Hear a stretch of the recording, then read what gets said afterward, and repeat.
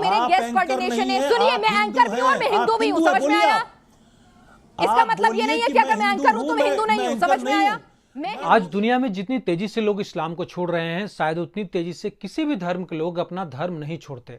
यहां तक कि पाकिस्तान, जहां ब्लेस्फेमी यानी कि इस निंदा और एपोस्टेसी यानी कि धर्म त्याग के खिलाफ सख्त कानून है, वहां भी एथिस्ट की संख्या बढ़ती जा रही है।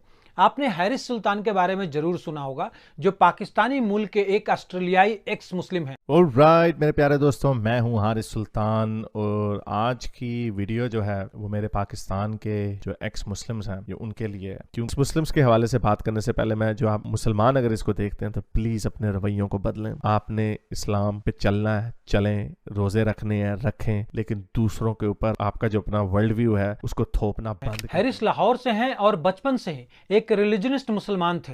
रेगुलरली दिन में 5 बार नमाज अदा करना, रमजान के महीने में रोजे रखना और मुस्लिम धर्म से संबंधित सभी नियमों की पूरी निष्ठा और ईमानदारी से पालन करते थे। लेकिन धीरे धीरे इस्लाम के तर्कों और सवालों ने उनके अंदर एक डीप अंडरस्टैंडिंग को डेवलप किया, जिसके बाद अल्टीमेटली उन्होंने अपना धर्म त्याग दिया। इजाजत है कि आप फलानी पॉलिटिकल पार्टी को सही समझे, दूसरी को गलत समझे, उस तरह लोगों को नजरियात के ऊपर भी है। अगर आपको कम्युनिज्म अच्छा लगता है तो ठीक है, लेकिन वहां पे सत्तान से जुदा नहीं हो सकता। वैसे हुआ है वहां पे भी, लेकिन वो सही रास्ता नहीं है। देखिए, हम सभी जानते हैं कि धर्म कोई भी हो, उसका जीवन में होना जरूरी है। धर्म के थ्रू ही हमें अपनी रियल आइडेंटिटी मिलती है। फिर आखिर क्यों हैरिस सुल्तान जैसे मुसलमान अपने धर्म को छोड़ दिया? ना सिर्फ इन्होंने इस्लाम को छोड़ा, बल्कि इन्होंने the curse of God why I left Islam नाम की बुक भी पब्लिश की। और इस टाइप के लोग अपने आप को एक्स मुस्लिम कहते हैं। और सच कहें तो ये एक अपने आप में बहुत बड़ा सवाल है कि ये अपने आप को एक्स मुस्लिम ही क्यों कहते हैं, क्यों नहीं हिंदू, सिख या फिर ईसाई कहलाते हैं। आज YouTube पर एक्स मुस्लिम चैनल की बाढ़ सी आ गई है, जो प्राउडली खुद को एक्स मुस्लिम के रूप में आइडेंटिफाई करते हैं। देखिए, अगर कोई हिंदू अपने धर्म को छोड़ता है तो कभी भी एक्स हिंदू अपने आप को नहीं कहता। जब कोई क्रिश्चियन एथिज्म के लिए ईसाई धर्म छोड़ता है तो वह खुद को एथिस्ट के रूप में आइडेंटिफाई करेगा, ना कि एक्स क्रिश्चियन के रूप में। आप अगर देखें तो कोई एक्स क्रिश्चियन ऑर्गेनाइजेशन नहीं दिखता, कोई एक्स हिंदू या फिर एक्स सिख ऑर्गेनाइजेशन भी नहीं दिखता, जबकि हमारे पास दुनिया भर में कई एक्स मुस्लिम ऑर्गेनाइजेशन हैं। It's the religion with the large number of defectors, the largest number of defectors. Did you know that? I can tell you, that doesn't mean the number of defectors is more than the number of those who enter, but from all others, those who are leaving Islam, and you don't even. अब अगर x मुस्लिम organisation की बात करें तो सबसे पहला x मुस्लिम organisation 2007 में Germany में सेंट्रल काउंसिल ऑफ एक्स मुस्लिम के नाम से बनता है। उसके बाद यूके में, नीदरलैंड, यूएसए और उसके बाद धीरे धीरे पूरे वर्ल्ड वाइड ऑर्गेनाइजेशन बनना शुरू हो गया, जिसमें इंडिया भी शामिल है। 2019 में एक्स मुस्लिम ऑफ केरला के नाम से एक्स मुस्लिम ऑर्गेनाइजेशन बनता है। ये ऑर्गेनाइजेशन लगभग 5 साल पहले उनके लिए बना जो इस्लाम छोड़ चुके थे। केरल में अक्सर उन्हें धमकियां मिलती या कई दूसरी परेशानियां आती थी। ऐसे में EMU उनका साथ देता है। ये सिर्फ इस्लाम को छोड़ने वाले या उससे नफरत करने वाले लोग नहीं होते, बल्कि ये लोग नास्तिक होते हैं। ये किसी भी धर्म को नहीं मानते। ये पूरी दुनिया में बनने वाला एक्स मुस्लिम ऑर्गेनाइजेशन ना सिर्फ बनता है, बल्कि सोशल मीडिया पर आकर इस्लाम के खिलाफ बोलता भी है, इस्लाम को चैलेंज भी करता है। अल्हम्दुलिल्लाहि रब्बिल आलमीन और रहमानिर रहीम मालिक यौमिद्दीन इय्याका नअबुदु व इय्याका नस्तईन, यानी कि तू मुझे सीधे रास्ते पर चला, उनके रास्ते पर जिनको तूने कामयाब किया, ना कि उनके रास्ते पर जिनको तूने बर्बाद किया या गुमराह किया। ये कौन सा अल्लाह है जो खुद दूसरे अल्लाह से दुआ कर रहा है कि तू मुझे सीधे रास्ते पर चला? और ये जो कुछ भी हो रहा है ये इस्लाम में 1400 सालों में कभी नहीं हुआ। ये पहली बार हो रहा है और ये तब हो रहा है जब सभी को पता है कि इस्लाम में इस्लाम छोड़ने की सजा मौत है। बावजूद इसके लोग इस्लाम छोड़ रहे हैं और ये इस्लाम के लिए सुनामी से कम नहीं है।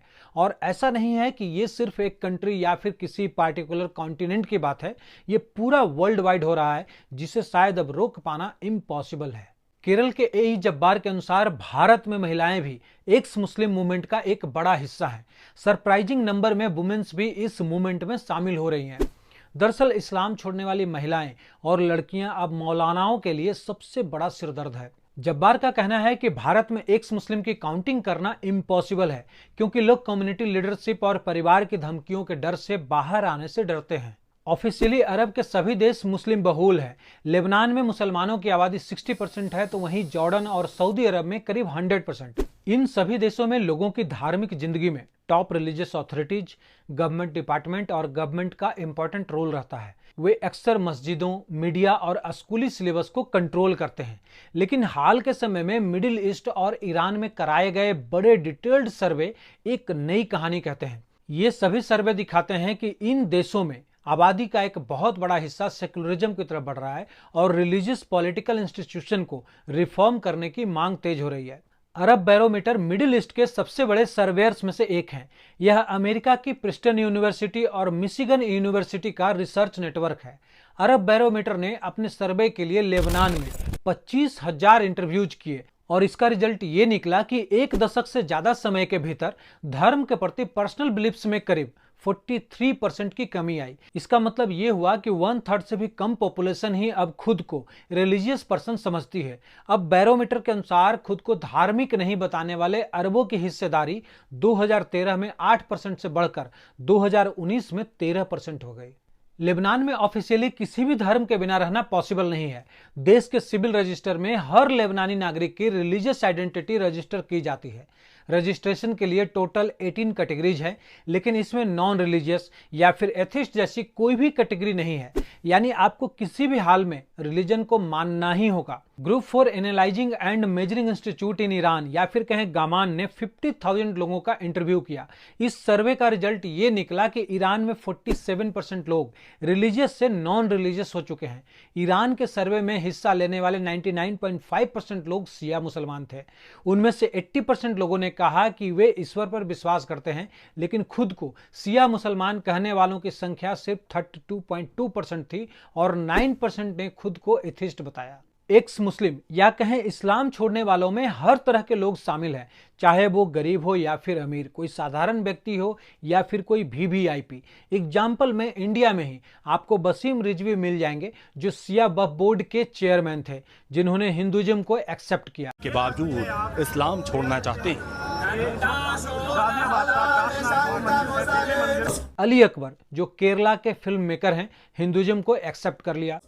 Muslim. I studied Hinduism very well. After studying Hinduism, I took a decision.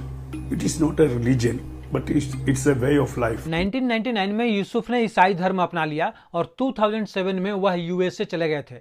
ये वही मोसाब हसन यूसुफ हैं जिनको द ग्रीन प्रिंस भी कहा जाता है। ये एक फिलिस्तीनी हैं जिन्होंने 1997 से 2007 तक इजराइल की इंटरनल सिक्योरिटी सर्विस सिनवेट के लिए सीक्रेटली काम किया। इजराइल की सुरक्षा सेवा सिनबेट ने उन्हें हमास लीडरशिप के अंदर अपना सबसे वैल्यूएबल सोर्स माना।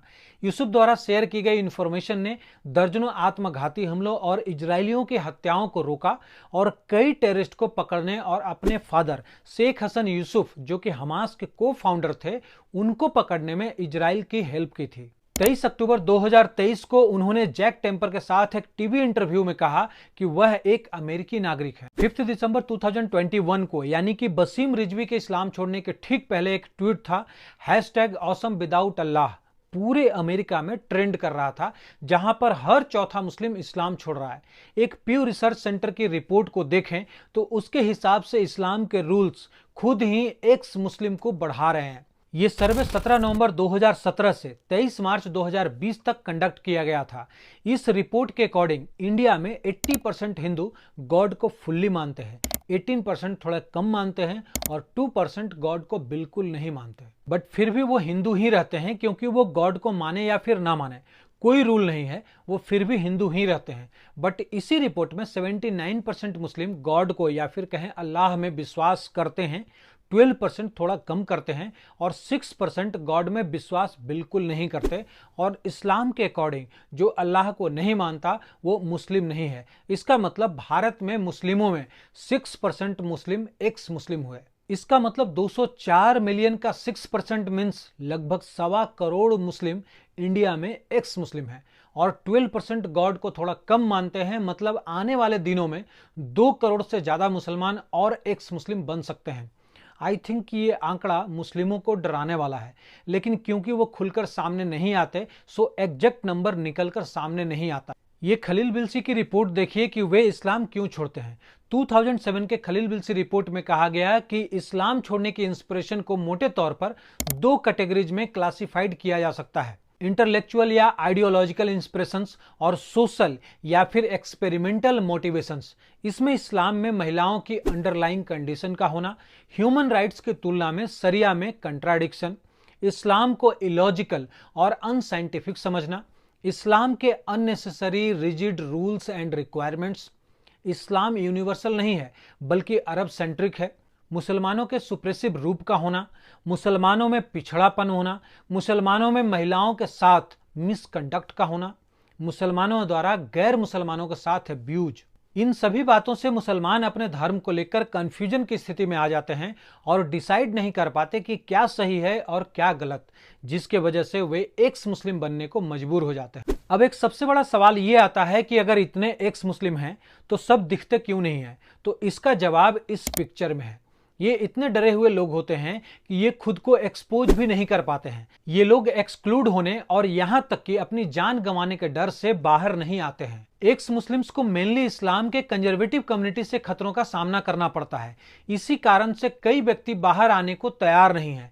यहां तक कि सोशल मीडिया पर भी उन्हें नकली प्रोफाइल और नामों के पीछे छिपने के लिए मजबूर होना पड़ता है। दुनिया भर के 18 देश अभी भी एपोस्टेसी यानी कि धर्म त्याग के लिए सजा देते हैं, जिनमें से 6 में जेल और 12 देशों में मौत की सजा दी जाती है। उन देशों में से किसी एक में नहीं रहने के बावजूद श्रीलंकाई नागरिकों को अभी भी धर्म यानी कि इस्लाम छोड़ने में बहुत प्रॉब्लम होती है।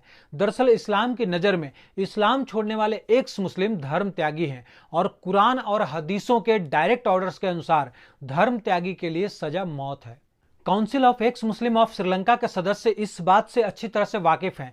यही कारण है कि वे अभी भी छिपकर काम करते हैं, पब्लिकली एक साथ इकट्ठा नहीं होते। Council of x Muslim of Sri Lanka के स्पोक पर्सन रस्विन स्मार्ट कहते हैं कि हमारा पहला लक्ष्य उन सभी श्रीलंकाई मुसलमानों के लिए एक ट्रस्टेड कम्युनिटी एस्टैब्लिश करना है जो सुरक्षित तरीके से इस्लाम छोड़ना चाहते हैं। हम उन्हें इमोशनल और मोरल सपोर्ट करना चाहते हैं जो खुद को नॉन रिलीजियस के रूप में पहचानना चाहते हैं और उन्हें दिखाना चाहते हैं कि इस्लाम छोड़ना संभव है। रस्विन ऑर्गेनाइजेशन का एकमात्र प्रसिद्ध चेहरा है। उनका चेहरा 2019 में पब्लिक तब हो गया जब एक पार्लियामेंट्री कमीशन के सामने उन्होंने दिखाया कि मुस्लिम छात्रों के लिए सरकार द्वारा प्रिंट और डिस्ट्रीब्यूट की गई कुछ इस्लामिक टेक्स्ट बुक में इस्लाम के अपोस्टेस्ट को मारने के लिए ओबियस प्रोवोकेशन थे।